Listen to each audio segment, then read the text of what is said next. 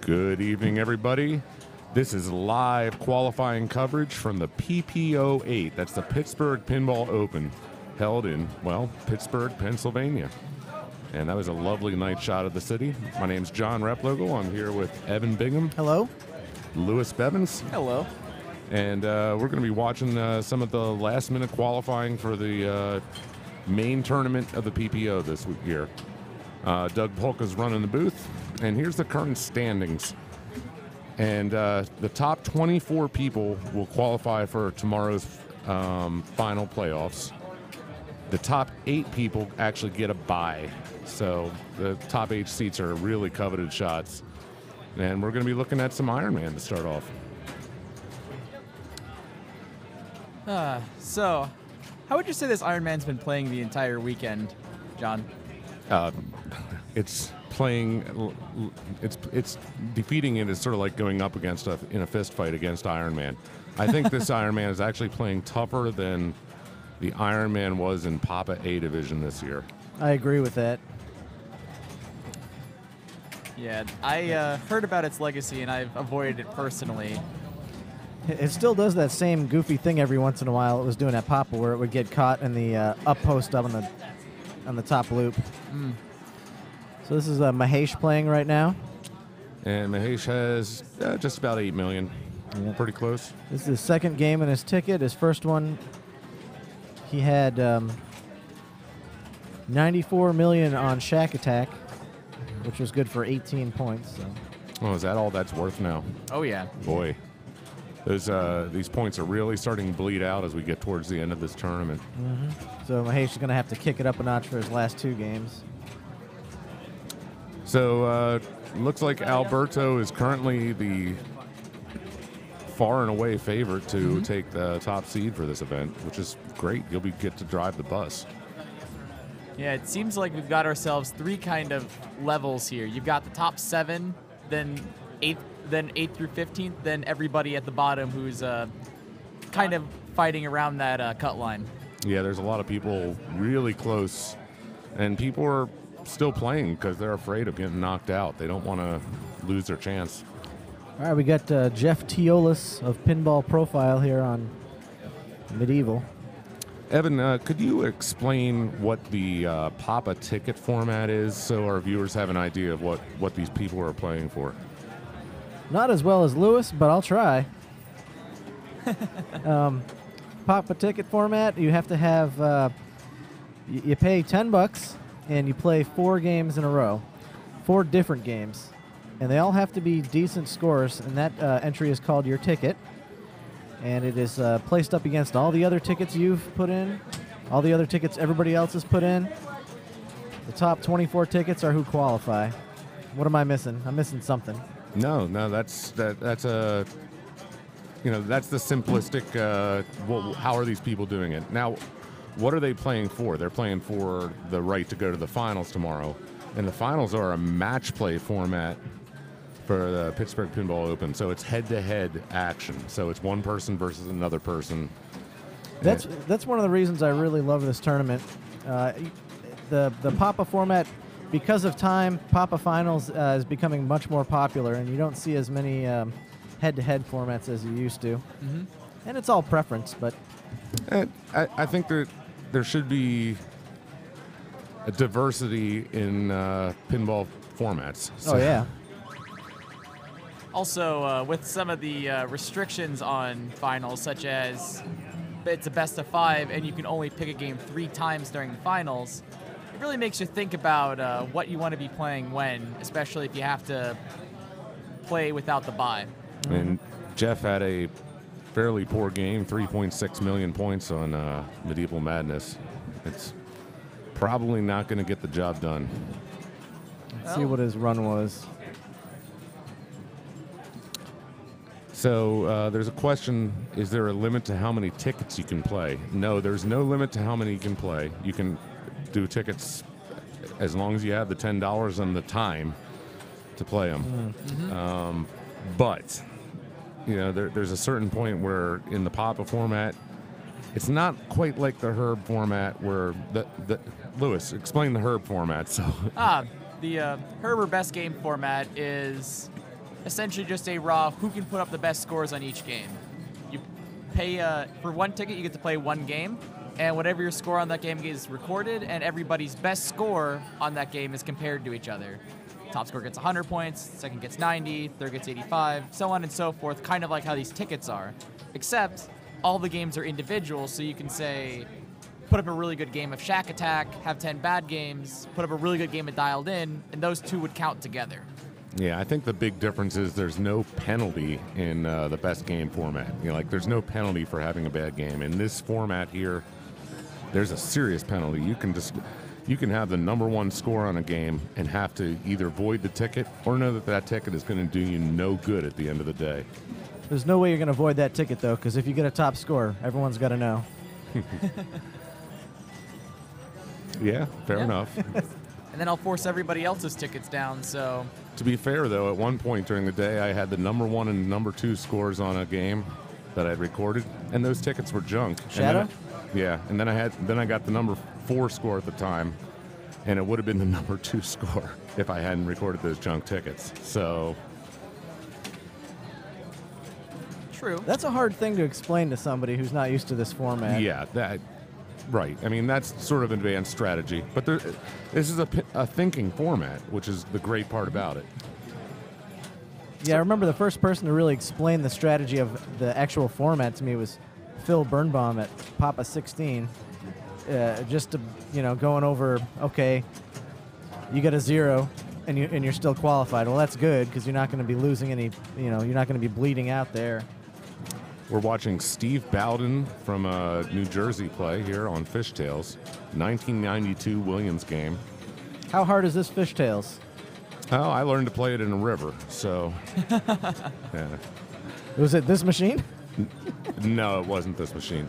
This machine, you asked how hard it is. This machine, just like almost every other game in this bank, is set up brutally hard. Did you see Steve just take a danger there to make that save? And a newer player would not have realized the danger that they were in there.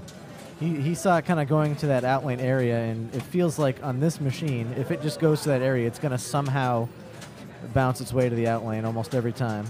Oh, yeah. You definitely want to be making a preemptive... Ooh. Oh! Nice dig.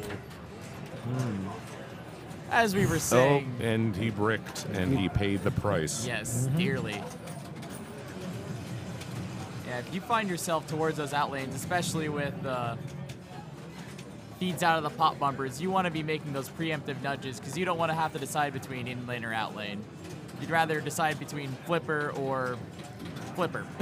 See, Steve chose to dead bounce off of the plunge, which I saw some people using with a little bit of success. That time, all it did was put him in peril, and he was lucky to recover. Slightly less lucky to find out he was lying about that whole fish story. Is that true? Is that random in tournament mode? I think it still is, right? I believe it is, yes. Explain that now? So on the sides of the game, in the middle, you see the arrows that are inside of the fish. If you complete a set of those fish targets, it lights the left spinner for Stretch the Truth. And then you get to tell a fishtail. Yeah. Which is, the whole point of the game. Yeah, you get to tell a fishtail, and sometimes it's a really good tail, and you'll get 5 million points, and sometimes it's a total lie, and you don't even get the points for that. Yeah. Also, if in inconsequential land, you do get 500,000 in bonus for every tail you tell. Steve is struggling to get control. Oh, my goodness. A great dig followed by a trip to the outlane. That's the story of this machine. You get enough set up, but you take the first 2 balls doing that. No, he hooked into a monster there, but it broke the line. It's gone.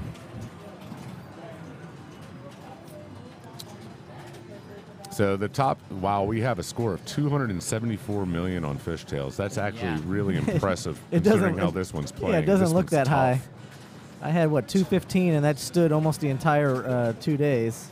Yeah, I see they're number 3 now. So just put that in perspective as to, we just saw around, 40 million points from Steve. And, we're looking at scores that are 7 times higher than that. El Presidente, second place in Classics today. Greg DeFeo from Pittsburgh, Pennsylvania. Stepping up. A little bit of a local celebrity. Greg is the president of a local college.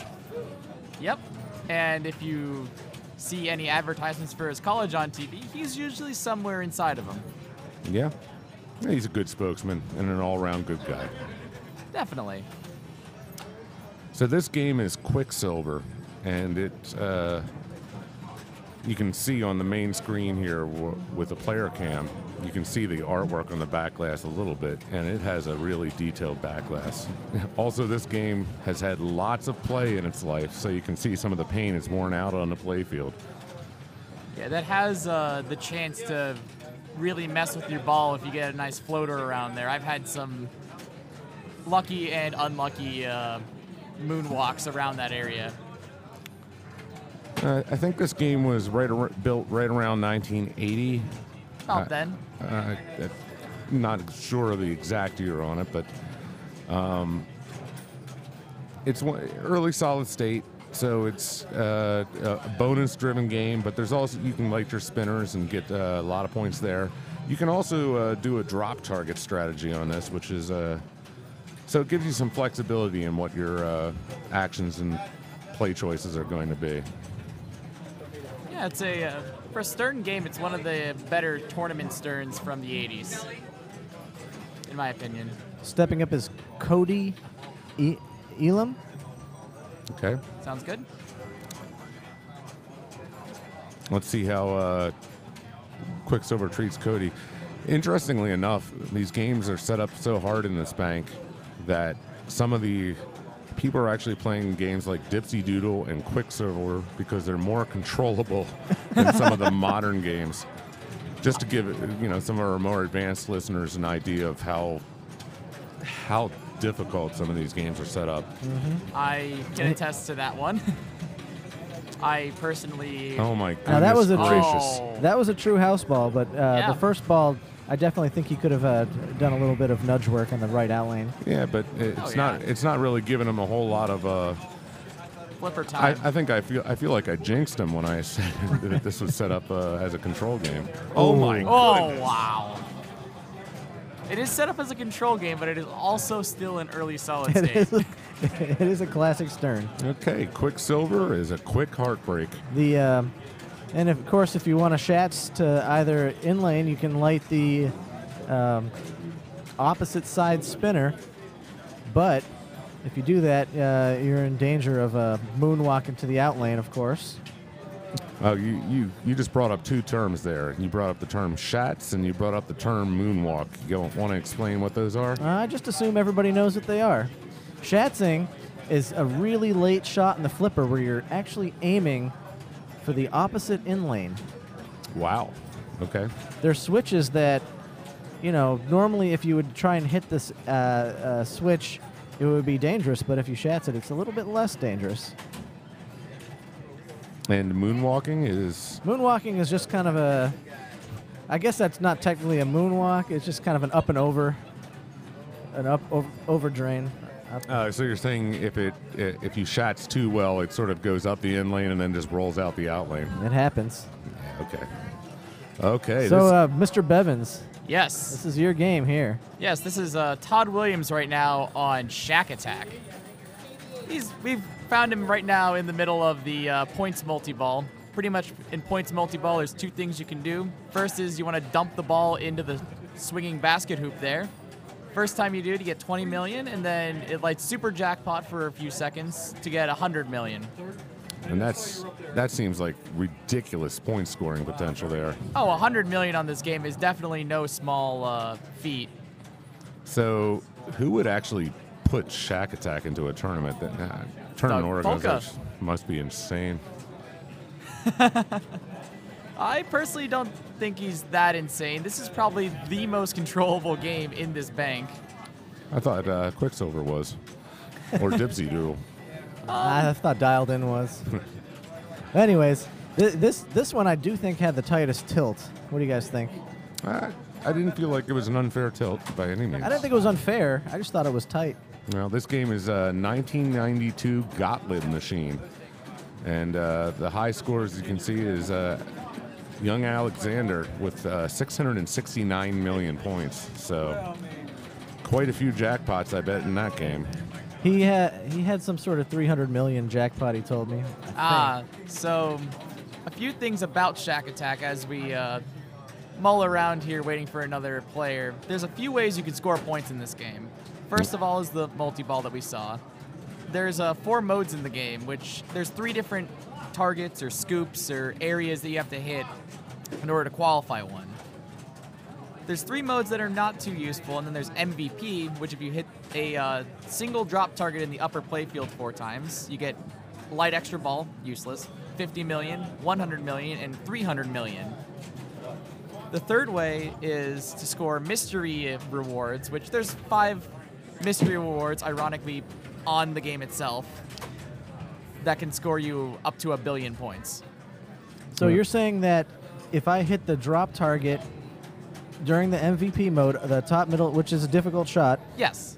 If I hit it, the first is extra ball, and then 50 million? 50 million. Then 100. Then 100. And then 300. Then so 300. that's 450 million right there? For 4 shots. And here we are. We're looking at a Jersey Jack game dialed in. This is this year it just came out. So 2017, one of the most recent games to come out. And you can see the large LCD display on it. And this is being fairly well received, this game here. I have not heard much negative about it from people who are playing it for fun or from tournament players. So this is a game about a phone, right? Well, partially. It's about... The story of this game goes that... Don't spoil the comic book. Oh, okay. I won't spoil the comic. Kidding. Okay. So long story short, there is a secret government agency who accidentally releases a phone, or it accidentally leaves a phone behind. A guy named Crazy Bob finds the phone and hands it off to some poor schlep who doesn't realize that it's secret government technology. Okay. The government agency doesn't believe the guy would ever be able to power the phone until he's struck by lightning, and then 1.21 gigawatts of lightning? Pretty much. And those 1.21 gigawatts give him the power to cause natural disasters and chaos in Quantum City. Is there really a comic book? Yes, there is actually. If you oh my goodness. if you wait around on the attract mode enough, it shows you the entire comic. No way. Yes. Unfortunately, in tournament, we're not going to be seeing that. That is so absolutely awesome.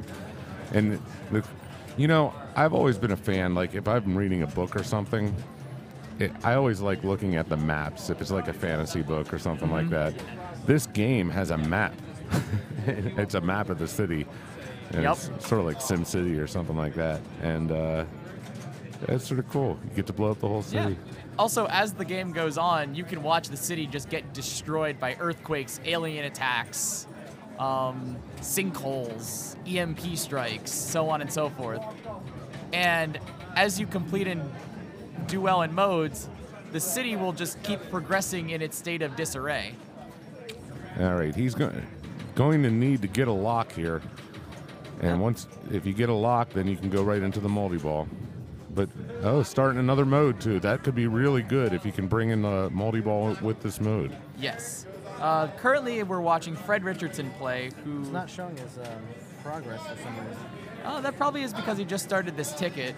He's sitting on the bad end of the cut line right now at about 29th. This is the first game on his ticket, so he's looking to get this multi-ball stacked with the mode and get some work done. Oh, it's taking a picture of Fred there. It's Yeah. in selfie mode. Look on the screen. There's Fred.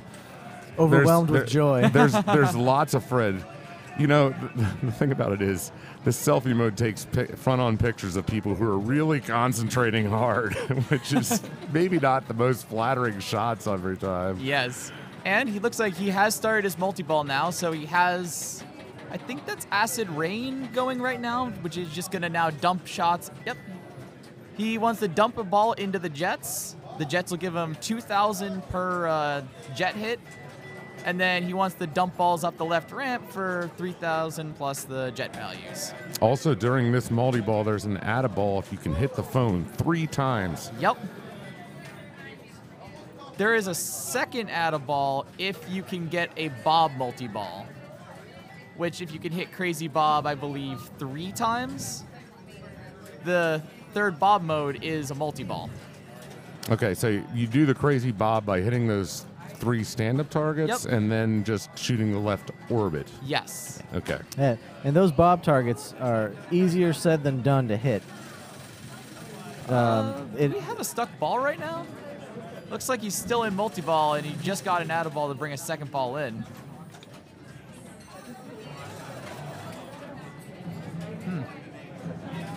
So, just as this multi-ball goes, there is a magnet in the center of the playfield. It's throwing the ball around in mass chaos style. And you want to shoot enough shots that are lit red to get jackpots, and then aliens will attack your slippers. He was just saved there from that center drain. Yep. Oh, no. And he had the kickback lit, too. That kickback, when you have that thing lit, sometimes you can feel invincible. Yeah. Except for when it goes down the center. And for when there's a ball somewhere sitting in the game, mysteriously. So once again, if you're just joining us, yeah, you're right, Lewis. It was still in multi-ball or something. we are here at covering live qualifying coverage of the Pittsburgh Pinball Open 8 here in Pittsburgh, Pennsylvania. This is the final hour of qualifying. Many hearts will be broken this evening, and hopefully a few fairy tale stories will happen. As a slight correction, there are still 2.5 hours of qualifying. Don't mess with my mojo, man. But for a lot of people, the window for buying more tickets has gone. So people have essentially filled up their war chest, and now they're on limited entries.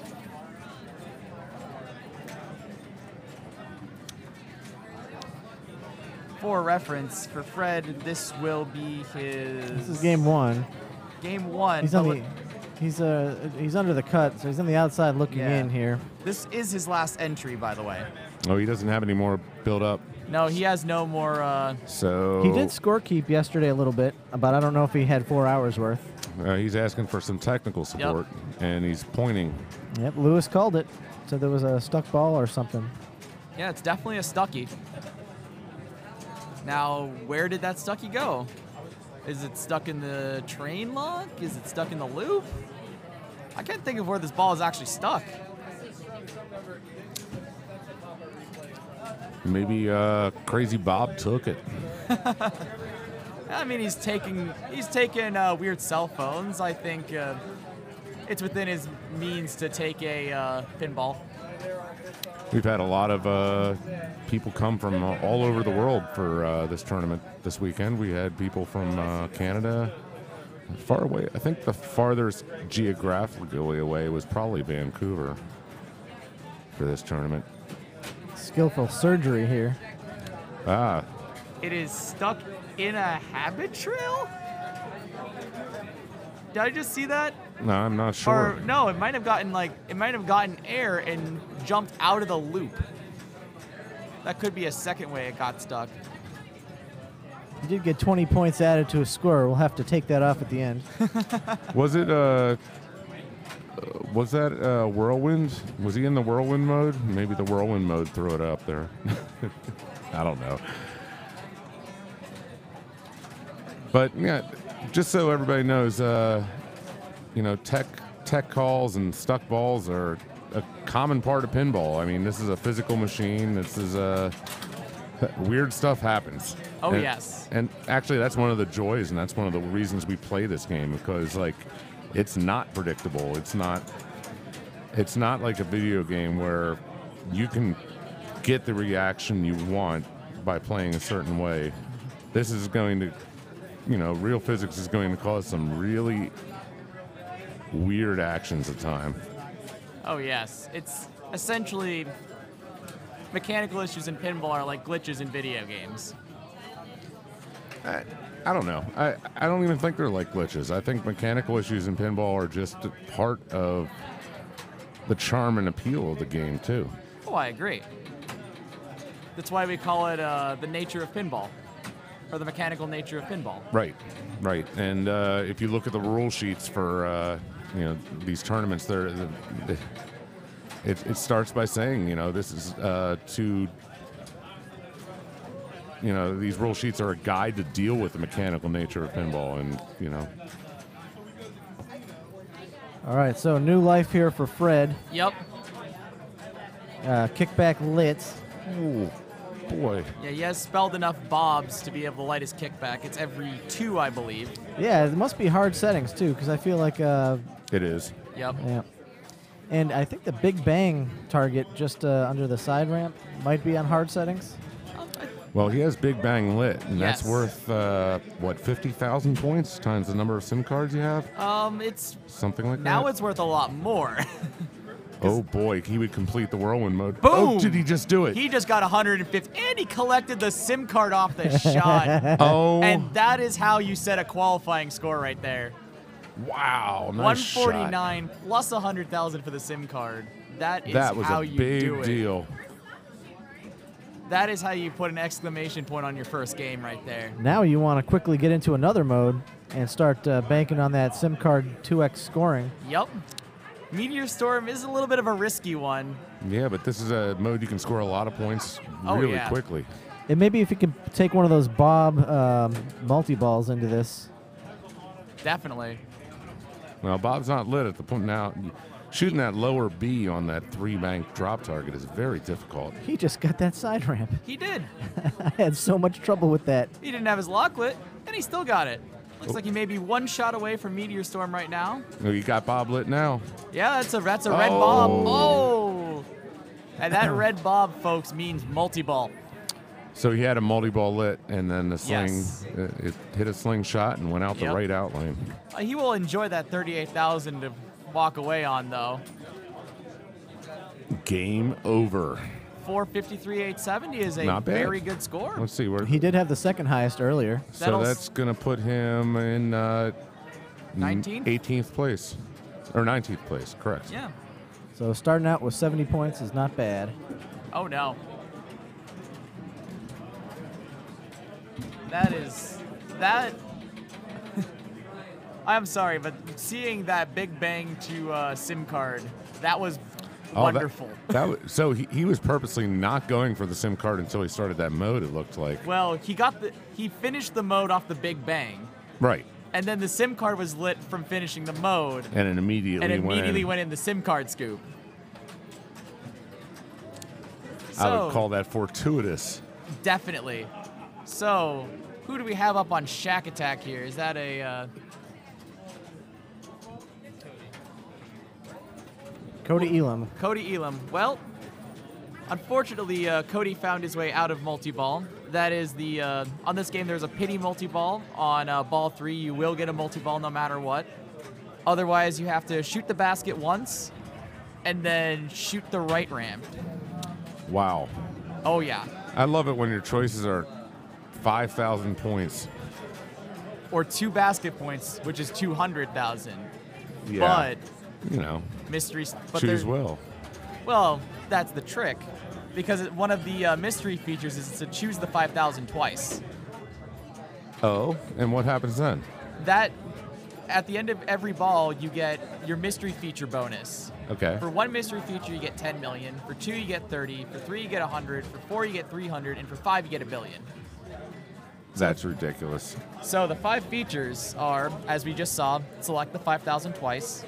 There is lock all your balls during a multi-ball. Okay. There is, if you see the scoop right above Shaq's head, when that's lit for free throw, if you dump it in there during any mode, you get a hidden feature. If you complete the 5 levels of drop targets in the upper play field, that's your 4th. You have to. How many times do you have to complete them? It'll pop up 1, and then it'll pop up 2, and then it'll pop up gotcha. 3, 4, 5. And once you complete that 5 bank, you get your feature. And then finally, there is, oh shoot, why am I forgetting this one? You said it was all 5 modes at the same time. Oh yes, all 4 modes at the same time plus 4. multi-ball. So you have to start level 5 multi-mode, as it's called. So, Such an odd game. oh, it is. So whoever is up right now, immediately dumped the ball in the basket, started his first multi-ball. That is Pavarelli, I believe. Greg Pavarelli from New York, New York. Or New York. Yep.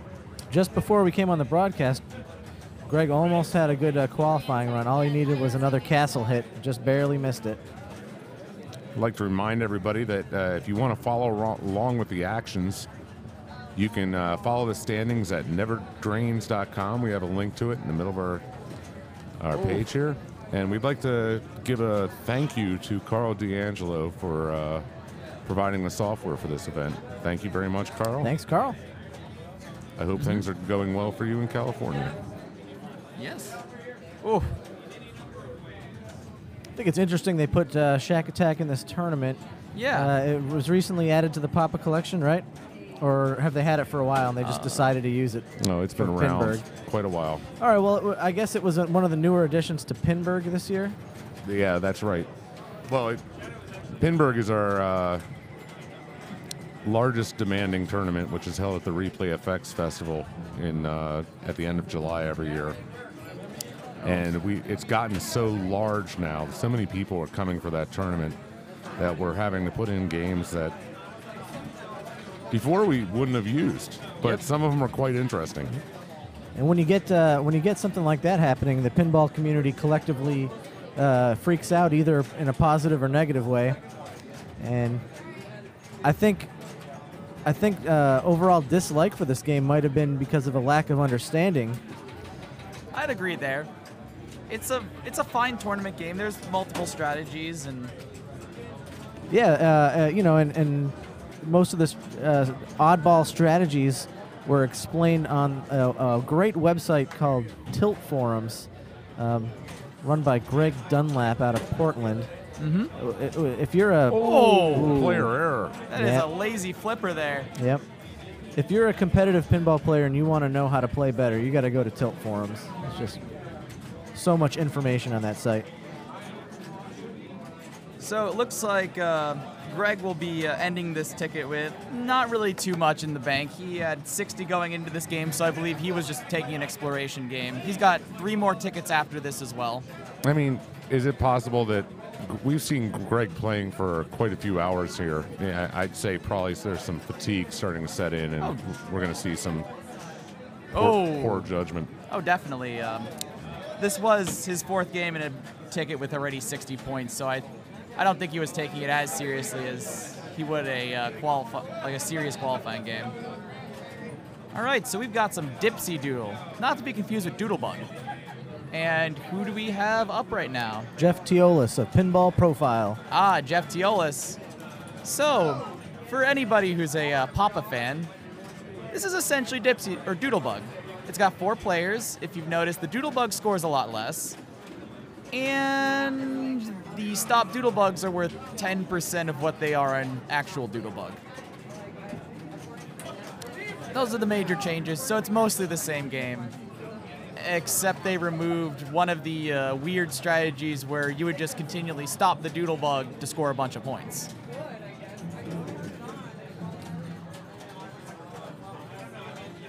Jeff ends this game with 33,360. And how is that going to fare for him? That seems like a slightly above average score. I mean, certainly not a great score, though. Yeah, I think it's definitely in the 40, maybe 50 range. Yeah, so you can see here on our display, it gives you the rank. So the rank 1 score on this game is 66,000 points. And that gives you 100 points towards your Papa qualifying ticket.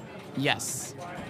So if we go down to, let's say, a 45,000 point game by Phil Brimbaum at 22nd place, that only gives 66 points. So that just gives you an idea of how, how the scoring works and how it builds towards the ticket.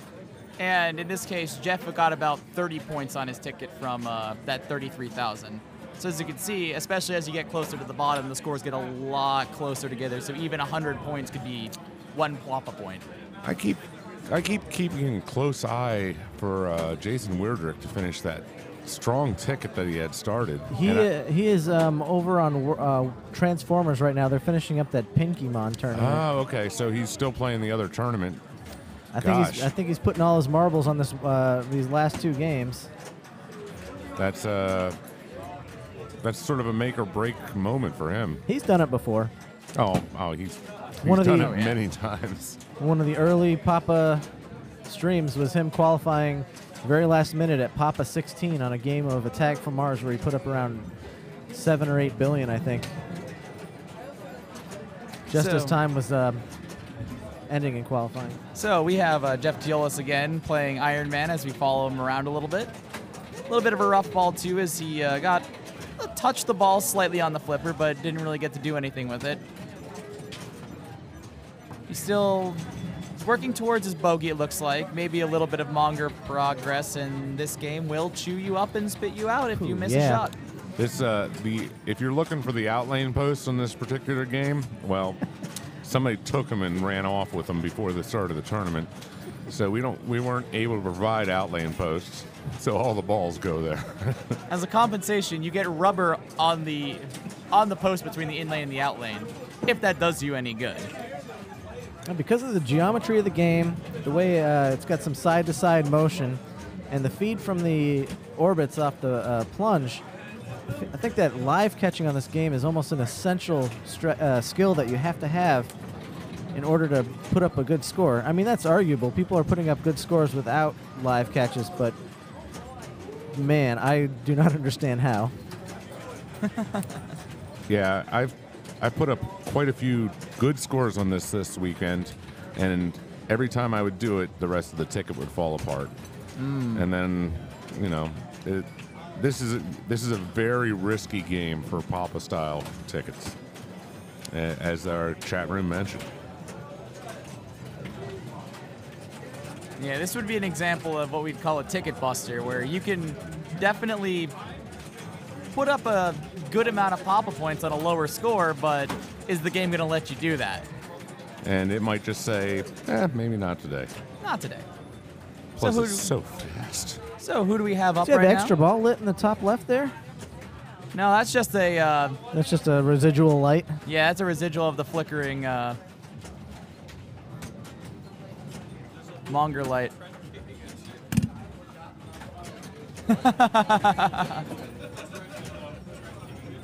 Yep.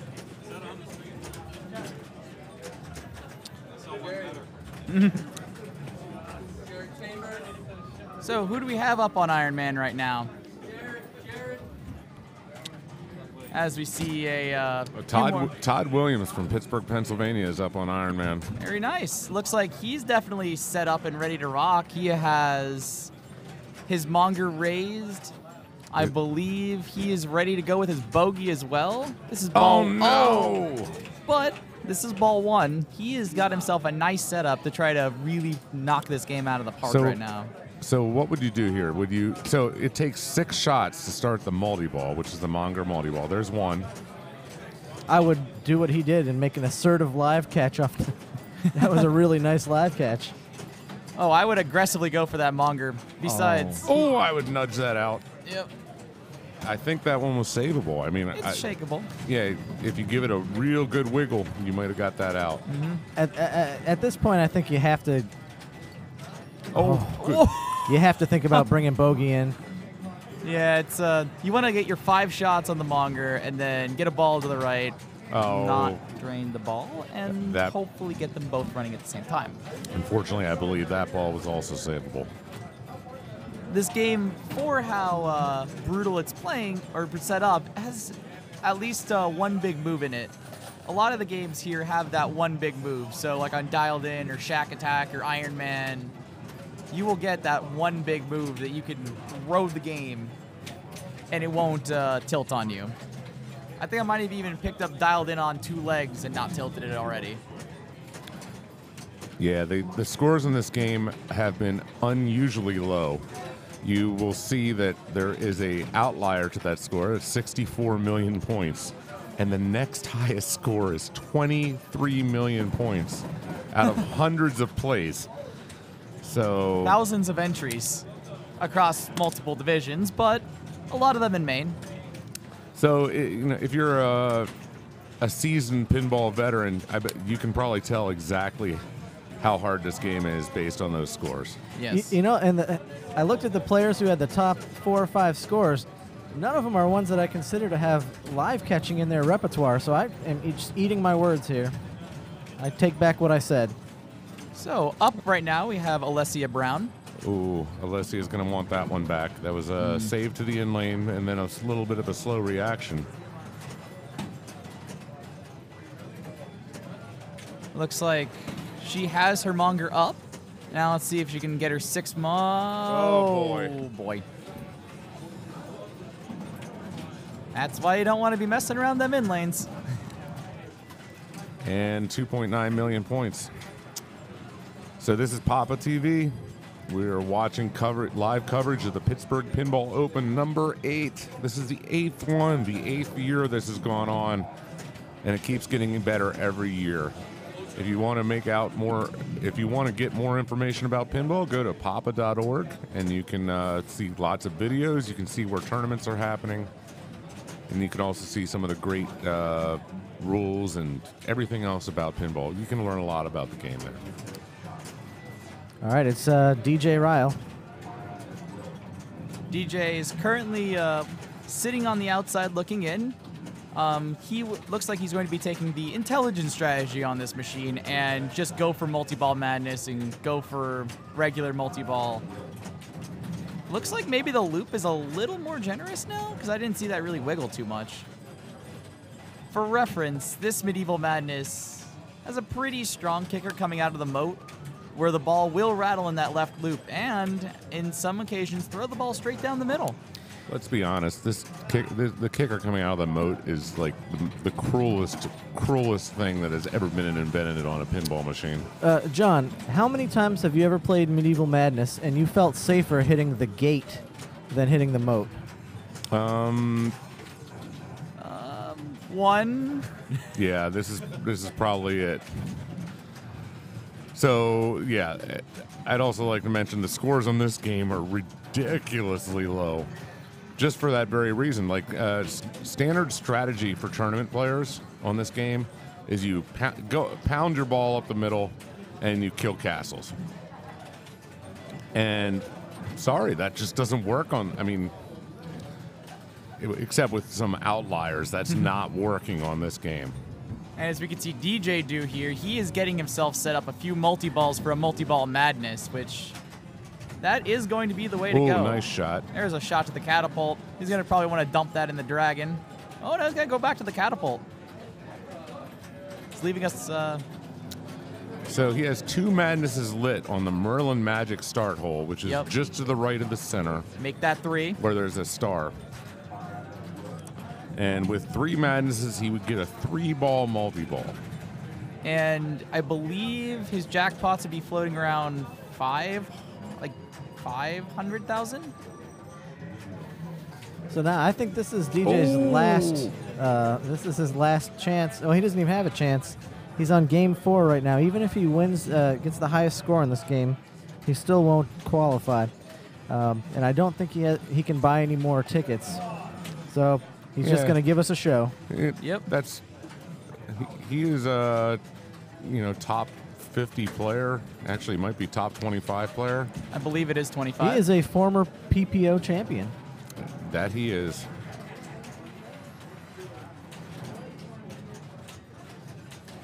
And he is definitely going to give this a whirl and try to really stir the pot here with the late qualifying. That's the 4th madness he is available. If he can actually get trolls lit, which we would do by the 2 little stand-up targets by the moat, he could get a 5-way.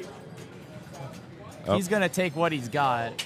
That's fine. Which will give him drawbridge. That's a weird thing to get off of the of that specific mystery. Actually, it's not weird at all. This is set up in tournament mode, and it's going to be a very specific award depending on your game state. Yes. Isn't there one that usually starts trolls? Game state? You would start trolls if it's not set up on tournament mode. You could get, on this, if you had trolls lit, you could get the 3 troll bombs. Boom! He will take that double super to the bank. 1.7 million points. Oh yeah, his super jack's at 850,000 for everything except, well, the trolls, which are currently sleeping. Maybe it's better to let sleeping trolls lie. Oh, That was a nice and little then some. Yeah, that control was- move he had. That was really cool. Yeah, there's another super, and These supers are adding up quick. Oh, and yeah. he's keeping these balls alive. ooh, that almost was another double super. I'm rooting for him to put up the top score right now. Oh, I agree too. I'd love to see after watching. Oh. I think he missed the button with his Wow. hand. Oh, my He goodness. turned around and smiled. Yeah, that's And what he said. He just leaned back and yelled at it. He's How about laughing. How about a $5 million bonus, though? 14. Would you believe that 14 million points is a great game on this? That's Oh, it's sort an of scary. excellent game. If you get 8 digits, you're looking at a decent amount of whopperage, or not whopperage, but poppage. So let's see. He's got his multi-ball lit. He's got to go for that. So for reference, There you go. right now, he's with that one ball. He's resting at about 63 points on his game. High score right now is Mahesh Murthy at 53.8 million. One of the exceptions we mentioned earlier. Then Patrick LaQuinta is holding up the second spot at 31, and then Levy is holding up third at about 27 million. My goodness. Oh, that was that a is busted live catch. Needs to get these jackpots. Oh, he's trying to control. Oh, and he. Oh! Oh, boy. Oh! Things are not going. Things are not dead. Things are playing like they have been for everybody else. Yeah. I hesitantly say that. Things are not dead. He's under control. We'd just like to remind you that playing pinball is sponsored by the American Heart Association, because if you play enough of this pinball when it's set up like this, you're probably going to need them. All right, so here's an interesting strategy. You guys might have to explain this to me. Is he working on hurry-ups? Yes. Okay. So, kind of like in the same vein as Attack from Mars, you can set up multiple hurry-ups and then light them all at the same time. Your first hurry-up, your hurry-ups are collected at the castle, and if you get a hurry-up, like he's got now, that'll be lit for $1 million. But now he just got a second one, two. so he gets another $2 million on that, so it's a $3 million hurry-up. Right. Then Take it. Then for every hurry-up you can light during the hurry-up, it adds the previous value plus $1 million. So like you'll get $3 million for the next one. So it'll go up to 6, then it'll go up to 10, then 15, then 21. And Merlin I don't know if it can do it in tournament, but I know in your average pinball play, if you shoot the mystery, you get another hurry-up. That's an interesting Lyman code. Oh, my goodness. He's having trouble with Boom. those live catches, getting a little bit out of control Yeah. after he grabs them. But he's in enough control to post up a nice $20 million right now. That's his first castle, too. Yeah. Because who wants to be going for these castles? I sure wouldn't. Well, that was a nice kick out. What is going on today? That's like, what, the third nice kick out Oh, I've that seen was a from nice there? in-lane transfer. It's only giving him nice kickouts because it knows. It knows what's up. All right, let's see if he dumps this right back in the catapult. No. So can you only do these hurry-ups then after you've done your madness? After you've done your madness. Or, Or if it's a duplicate. yeah, or if it's a duplicate or on your super skill shot. If you get a super skill shot, you start a hurry up. Interestingly enough, I've actually seen top-level players play this game by only shooting the peasant ramp over and over again, just building up a ridiculous hurry-up score. If you can bounce it over, you could definitely do that. That's right. Unfortunately, on this, there's a big gap between those flippers, and it's not bouncing over that nicely. Well, and if you look closely at the flippers, they've got the lightning bolts of death on them. Right. Yeah. Lightning flippers are 1/8 of an inch shorter than a regular flipper. Yep, there's what you said right there. Didn't go all the way over. Live catch? Good enough. That's the assisted live catch. That's what you want. He's going to have to judge the return in the in lane by speed as it's going. Would you actually worry about trolls, or just not even think about them? I mean, they're dangerous targets. I'd look at them more like their castle assistants than. Oof. I'd look at them as castle assistants because they can kind of block bad feeds out of the castle. Yeah, I guess I meant in his particular situation where he had Royal Madness, close. Good score there. Yeah, that'll get DJ the number 8 score. So, well done. And as he walks away, he is definitely going to be punching in that ticket and trying to throw some people into chaos here that have decided that Medieval Madness would be their game. The names have like John. Yeah, since we started broadcasting, the names haven't really changed too much. Sanjay has been one under the cut for quite a while. By only 1 point. My. Yeah, at some point, do you think you should focus on trying to get rid of Bashi's score? Well, one of them he can't get rid of right now, which is the Shadow, because that's currently in the hands of a professional welder, so we can fix a ramp. Shoutouts to Al Kazmarchik. And that is more or less what happens in Medieval Madness. Don't make your life catch, get your grain.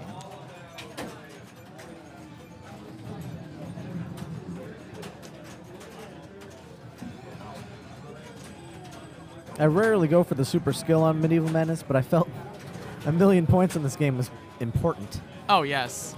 Yeah, but the fact that there's no ball save means that you're going to have to take a shot on the fly, which could brick drain because these out lanes are wide. Yep.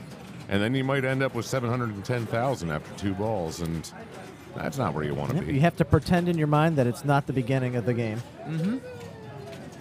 And now it is Jeff Teolis from Pinball Profile up once again with his ball 3. Some nice feeds from the castle. There we go. There we go. A little bit dancing around the flippers. Jeff was kind enough to do live interviews for us at the Pittsburgh event, and hopefully we might be able to get him to do some tomorrow during the finals coverage. Definitely has a beautiful voice. He's asking us not to videotape him. Okay. Don't worry, Jeff. People understand that this game's tough. The world knows. He's using a different word to describe it than tough. Okay. I'm assuming boy. one less than savory.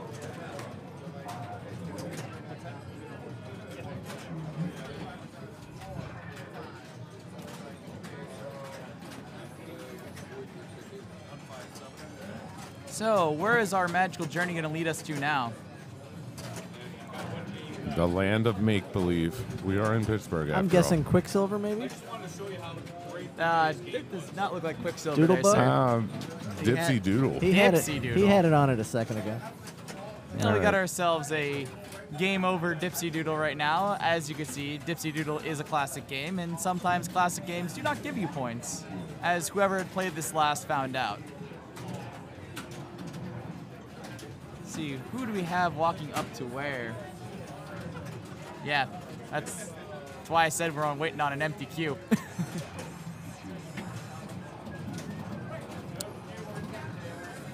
Dipsy Doodle is the only 5-ball game in the bank today. All the rest are set on 3 balls.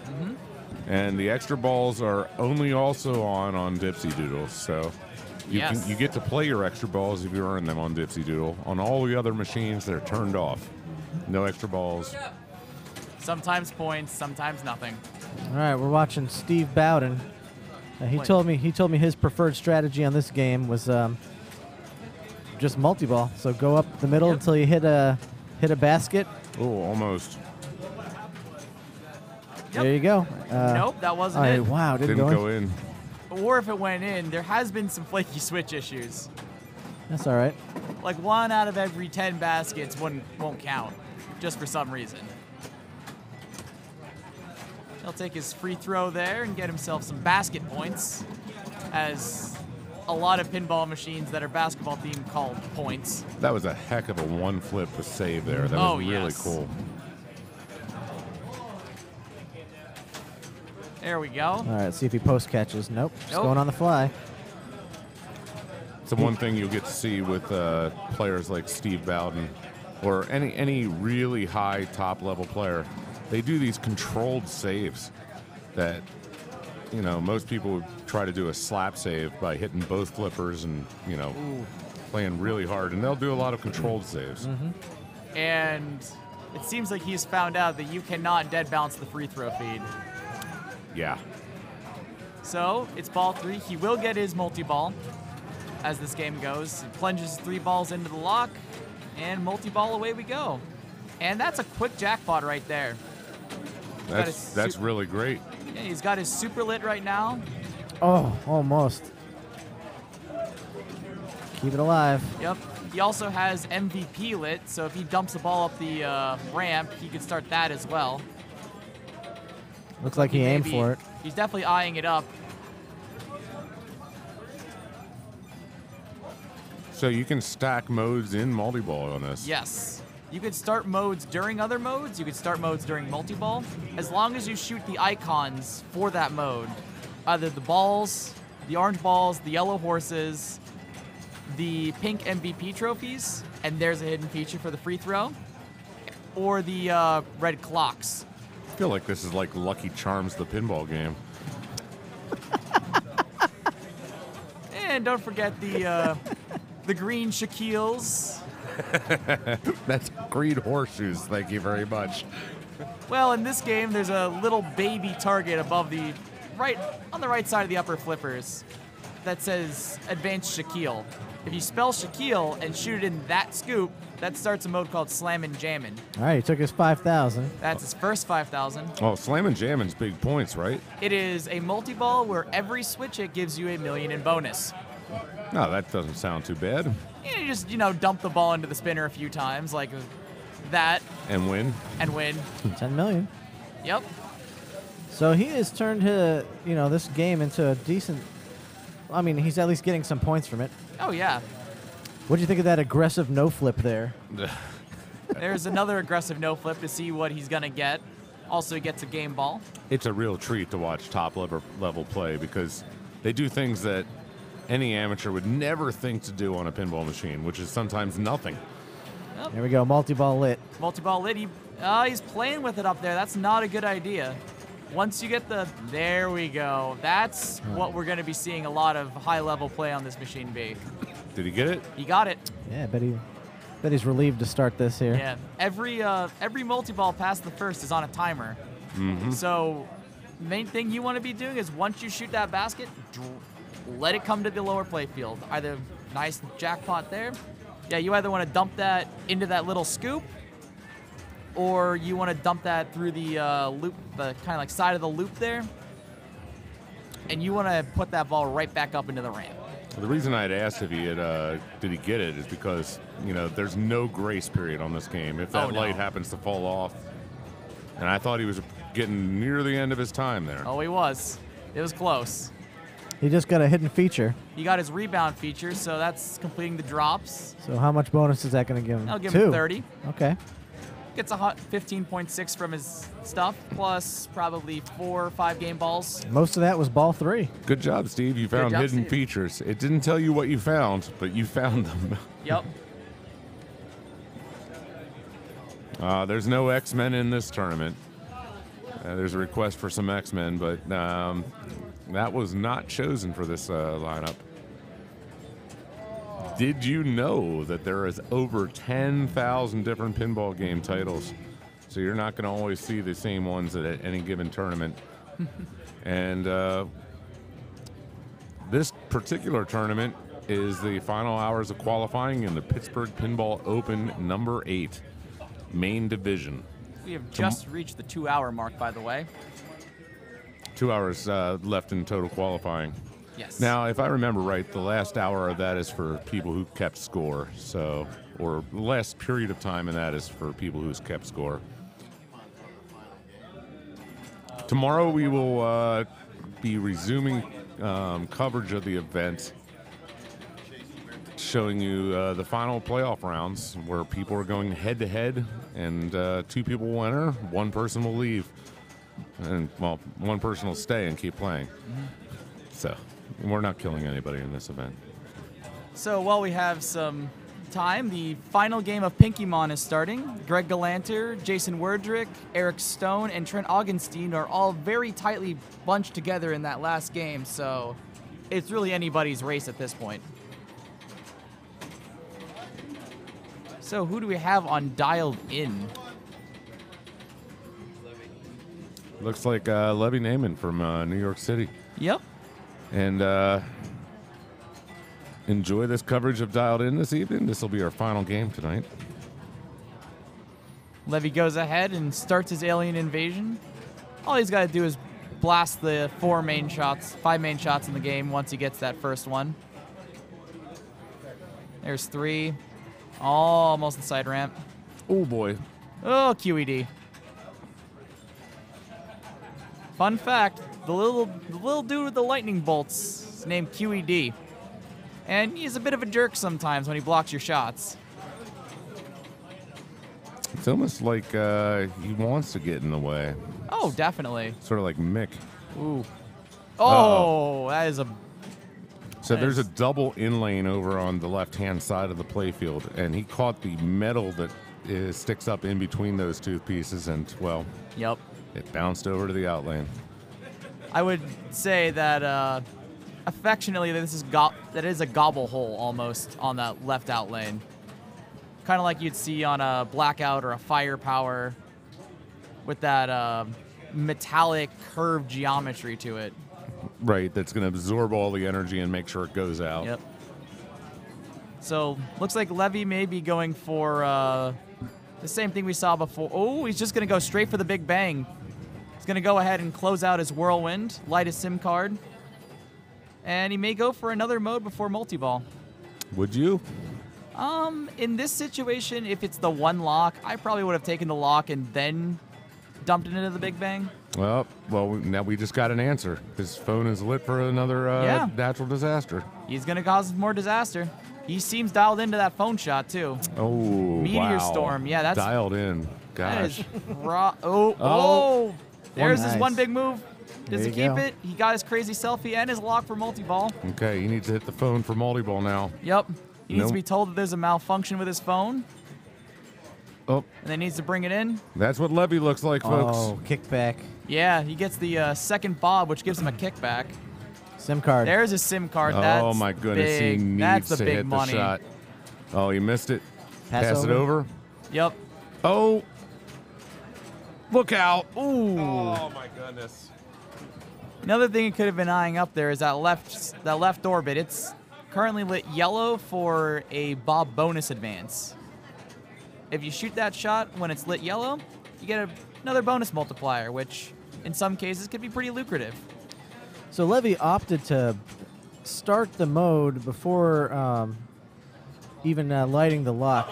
What I learned earlier was that you could actually cancel the multi-ball.